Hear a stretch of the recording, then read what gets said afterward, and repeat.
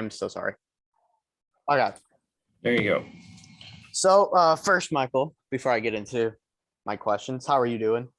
I'm doing all right. A little crazy Sunday morning. We got a promoter that's trying to get a show build done, so I'm working on a drawing for Ah, nice. That seems him. pretty fun. Yeah. Something. Uh so people are gonna be watching this, so I'm gonna explain how we kind of know each other. So Okay. um your our moms work at Bayless together, and they have for a while. I know that. I also work at Bayless, so I talk to your mom a lot. Okay. Yeah. Um, but yeah, and that's how we connected. Yep. Yep. And so my purpose for this interview is I'm still trying to figure out what I want to do with my career in sports. I'm really interested in trying to figure out like what's best for me. So that's why I'm doing a lot of interviews, why I'm doing a lot of volunteering, all the internships too. Have two of them already lined up. But yeah. Nice. So I guess my first question is, as your assistant general manager and the director of events and operations at Chaifetz Arena. That sounds like a lot of hats to wear. What are your main jobs, everyday jobs, I guess. Yeah. So I mean, it like you said, it's a lot of different hats. So really, I'm providing support to the managers in my department. So have an operations department, has three different managers in it. We have two. Um, we have two operations managers and we have one production manager. So operations managers do all of our changeovers. They oversee the custodial department for the facility. So it's a lot of just facility upkeep, maintenance, putting in work orders, purchasing supplies, inventorying, that type of stuff. Just ensuring that from event to event that the building is clean, presentable, and everything that needs to get done. From that level, from going from a show to a basketball game to a show, or basketball show, 3 days. We got a Saturday coming up here in December where we are doing a commencement SLUs mid-year commencement in the morning, and we got a basketball game that evening. So just that facility changeover between those two events, overseeing it with those staff. Production manager, he runs all the content on the video boards. So we have, huge four Daktronic boards in our corner. We got great cameras. He runs all of that for the Billiken basketball games, as well as our outside events that want to utilize cameras in our in-house production stuff. So he creates all the graphics and content for those scoreboards, as well as runs the game ops presentation part of it during the event as well.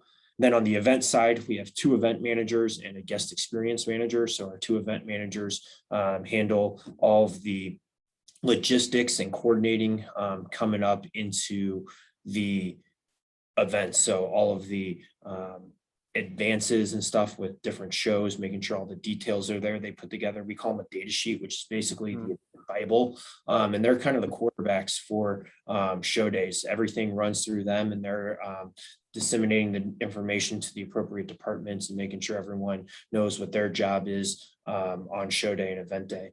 And then we have a guest experience manager, which is a new position we just created kind of coming out of the pandemic here, really focused on exactly that guest experience. They run the front of house for us, and whether it's anything from parking to purchasing the ticket, obviously the security and the ushers, ticket takers, that part is directly under them, to concessions and how do we integrate a positive experience across all of our platforms, and just taking any sort of data and feedback that we get and trying to improve our operation. So those are the full-time people underneath me, and I'm just, again, they're providing support. I support our general manager in a lot of ways when it comes to the booking of concerts and stuff. Like I mentioned before, I think we started recording. We have a show that's about to announce. So they send over production details. I draw out the map for the floor plan, making sure seating capacity, floor plans get approved by the fire marshal, their stage and front of house mix get dropped in, and making sure that the box office gets it and builds it correctly to what was approved. So that's what I was working on this morning. So, and then it's a lot of capital projects and stuff as well with the university. So yeah, it's a lot of hats for sure. Oh, that sounds like a lot of hats, just a bit. So are you working more for like Chaifetz Arena, or is it SLU, or is it both? Yeah, so it's a great question. So SLU, St. Louis University, owns Chaifetz Arena. Okay. So they hire my company, Spectra, which is a third-party venue management firm. We offer a whole suite of services, which we could talk about, but they contract us to come in and manage the day-to-day operations of the facility. So we're tasked with booking and driving revenue from non-university events. So that's all the concerts, family shows, non-SLU graduations, content that we're bringing in, and then managing that front of house piece even for SLU games. So the ushers, the ticket takers, even when you come to a Billiken basketball game, those are Spectra employees. Mm-hmm. Same with custodial and event operations folks. That's all Spectra employees. So we manage all of those aspects for the university events as well. Cool. Is that how it is at like most like arenas and stadiums, or is this just like because it's more on the NCAA side and it's not like professional? Yeah, you'll see a mix. It really depends on what the purpose, I'll say, what the desire for the venue is. Some, especially collegiate venues, are happy just to have it be the home of their athletic department and provide that.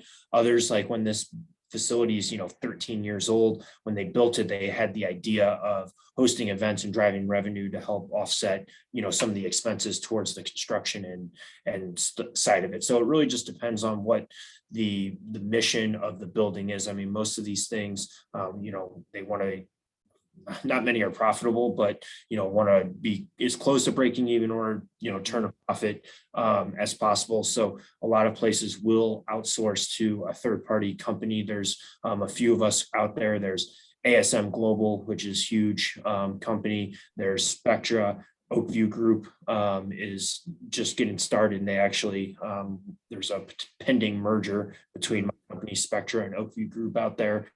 And there's some smaller companies like Venue Works and stuff out there that manage these facilities across the spectrum, whether it's college, university, a lot of municipalities and government buildings where, again, they don't have that expertise, especially when it comes to the booking side, those relationships and that understanding of how that works. So we can come in. We have a food and beverage division as well, so we can offer food and beverage. We have a sponsorship division, so we can come in and really manage the building from programming and operations to your food and beverage to selling sponsorships as well. So, and that's, not just in arenas, we really big in convention center spaces as well as stadiums and stuff as well. So, it's a wide range of facilities that we're in. Now, and I'm also reading here on your LinkedIn, is Global Spectrum, is that the same thing as what you do now, or is that like? Yeah, so there was Global Spectra is a new version of Global Spectrum. We were acquired by Ateros, which is a venture capital firm. They did a rebranding as we kind of spun off from Global Spectrum, which was the original company that was owned by Comcast. So we were a subsidiary of Comcast under Comcast Spectacor, which owns like the Flyers, and back in the day, the 76ers as well. It was based out of Philadelphia, out of the Wells Fargo Center. So it was just kind of a reshuffling of the deck there. Gotcha. And, kind of also reading on your LinkedIn, it says here that you started that as an assistant manager as the Wichita State University. What did you do there as an assistant manager, and what skills did you learn there that you use now? Yeah, so that was way back.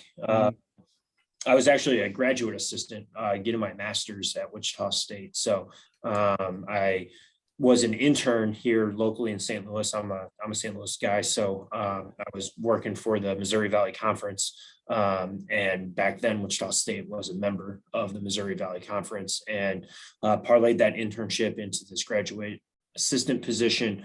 And that really, I mean, just solidified what I thought was, just proved that my love and passion was for event planning, event management. It was great for the athletic department. Wichita State was coming off a Sweet 16 run when I started there. Huge, rabid basketball fan base. There was great baseball facilities as well. So I helped, oversee some of the secondary sports, volleyball, softball, assisted obviously with basketball and baseball, and, just kind of got my feet wet in that event management and event staffing sphere. That's awesome. I think it's great that you actually, learned what you want to do through the assistant event manager at, Wichita State. You learned it pretty early on. But you also talked about an internship here, right? Yep. What was that with? Yeah, so I was with Missouri Valley Conference. I helped, Okay. I was kind of a game ops intern, really focused on helping produce their men's and women's basketball tournaments. Men's tournament is in St. Louis at Enterprise Center, still is big operation, for conference office. They're, located downtown off Shodo, and helped, really plan and organize, a lot of the volunteers and game op efforts, the manual and all the stuff that goes into the conference calls with the teams before they arrive, hotel prep, signage, kind of all that stuff. And again, just really great experience. It was a great organization to work for, and it was a lot of fun being a part of that. So, is that the only internship you've done? Yeah, that was Wow. it for the internship for me. I did that. I always kind of helped out with more like part-time jobs at like golf courses and some of that, where I really fell in love with just the event day and just knowing that, I'll put on the golf tournaments, that every day, even when you're doing something like that, is different. You could do 1,000 golf tournaments and each one was different. There was a different twist, something different happened. And how did you handle that on the fly and making decisions in the moment? Really spoke to, the way I operate, and, turn that internship again in that graduate assistant position, and all of that just reaffirmed my belief that this was the right career for me, and been doing it for, coming up on 15 years here. So it's crazy. That's awesome. So, my professor, Dr. Valeska, and also Yep. someone that we work with is Brian Clapp. They also, they always preach, do 4 to 6 internships, as many as you volunteering opportunities as you can. But, it sounds like you've been successful with just one internship. And I kind of find that interesting. What else did you do to make your resume stand out? What else, like volunteering goes? Yeah, no, absolutely. I mean, Yeah. there's tons of opportunities in college that maybe weren't internships. We had a sports management club I was really involved in, and we put on like little events like wheelchair basketball tournament and intramural cup that we put on. I helped one of my roommates play club hockey. I helped the club hockey team, sell tickets and do some little things for them. So little things like that. I mean, honestly, when it came to securing my internship, it was just old fashioned persistence. There was no application. It wasn't posted. I honestly just called and emailed the league office, and somehow got to the commissioner of the Missouri Valley, and they didn't have this position really, but they were kind of a need for it. And we just kind of talked through what I needed, and kind of they created the position kind of for me as I was going through it, based on me kind of reaching out, emailing, calling, and that. So, it can be a blend of having that resume, but also, being persistent, networking, having those contacts. And so, that's kind of how it worked for me. And then again, turning that contact I made at the league office into, him reaching out to member institutions, trying to help find me something. And that's how I ended up at Wichita State. I wasn't even really looking for grad school. I was looking for opportunities, and, that's what came up, and, I was really cool, and it worked out great for me. So Sounds like you were also in the right place at the right time when, they needed someone in you had the right skills to meet it. Yep, absolutely. So, again, a lot of it's, timing, but, again, networking, Yes. persistence and that as well. And again, of course, the experience and the resume certainly play a part in it. Perfect. You actually brought up an interesting thing, sport management club. We just created a sports management club actually. Okay. I'm actually the vice president of it.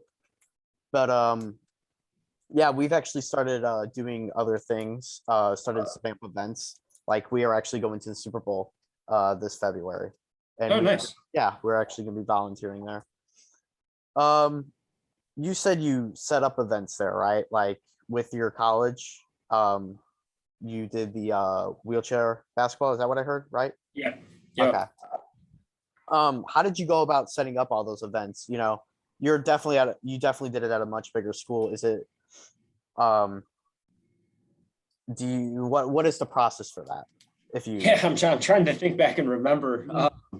I believe that wasn't like a first time event. That was something that I think one of the professors had a relationship with, that organization, and they were looking to, host something, and didn't really know how to get it off the ground, and needed like the volunteers and those kind of like boots on the ground. And it was a cool opportunity. We go out there and sell sponsorships, and there was the game ops piece, and I'll say there was ticket sales, but it was little $10 tickets or whatever. It wasn't like right.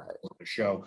So it really kind of offered the broad spectrum of opportunity to people to again get a taste for, is sales for you, is game ops for you, is it marketing components? So I think that's what the main takeaway from most of those like little events were opportunities to maybe dabble in a little area. I learned real quickly, I'm not a sales guy. Everyone sells in every position all the time, but I wasn't a direct sales guy. I was more in that operations and event management sphere, and it was really just those little events and just that really kind of proved those points, but gave you that taste and experience to confirm those thoughts that you might have. Yeah, I think it's interesting that you even got to learn what you like and don't like through the sport management club and the events that you set up. Yeah, we're just we're in the beginning stages of it. We're trying to set everything up, trying to get more things going. It's this is the second year of the sport management program at UMSL, so yeah. Earlier you mentioned commencement, and there was a day where there was a commencement and a game at the same time. If you ever need volunteer opportunity, if you ever need volunteers for that, call me up. Okay. We're always hiring, and I think it's a great experience. Not just to volunteer, but make a little bit of money. I know there's at least one, if not a few, UMSL sports management students that we hired before the season as ushers and ticket takers, work for our event staff, come down, work the changeover staff. We'd love to not just have you guys volunteer, but put you on the payroll and get a taste of it. It's not it's not always the sexiest jobs out there, but again, it gives you that experience and that feel for these roles, that front of house experience, that customer service experience. Learn a little bit about the way arenas operate while you do it. Obviously, the changeover component gives you a real hands-on feel for what it takes to go from basketball to a concert or vice versa. What building a stage involves. How these basketball courts operate, and what these guys do on a day-to-day basis. So while you might not be in that manager experience, or in that manager role, you're kind of seeing and watching what they're doing, getting paid, working some cool events. So there's definitely opportunities. All right. That I will definitely keep in touch about that. Well, I actually do have a ticket class to go to right now. So, yeah. Yeah. Sorry about the delay there. Yeah, all good. I would definitely keep in touch with you though. I'm very interested in learning more about what you do, and I definitely want to volunteer and help you out as much as I can. Yeah, no, please do. You obviously got my contact info, and Love to get you guys as involved as we can down here. Oh, yep. Well, yep. Thank you for coming today. Real quick question. Do you mind if I post this on LinkedIn and YouTube? No, that's fine. All right. Well, thank you for coming, and I hope we can still stay in touch. Yeah, absolutely. Thanks, Yep. Alex. I appreciate Yep. it. Welcome. Have a good one. Yep, you too.